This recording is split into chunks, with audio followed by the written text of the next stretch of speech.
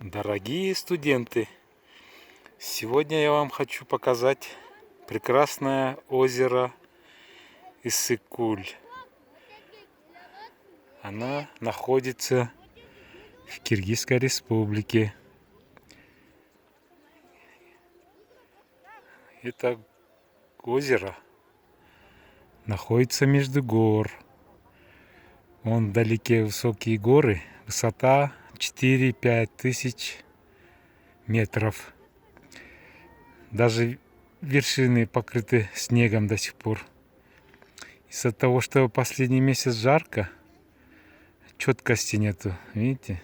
Это испарение озера идет. Поэтому немножко не видно ясности. Сегодня у нас штиль. Штиль — это когда нету ветра, нету волн. Вот.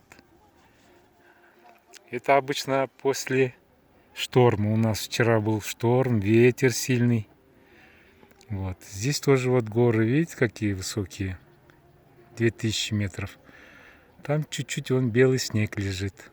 Отдыхающий. Вода теплая, температура 22-23 градуса. Дно песок. Как вам песок показать? Сегодня она чуть-чуть мутноватая. Ну, песок вот дно. А вот и луна, смотрите, какая большая.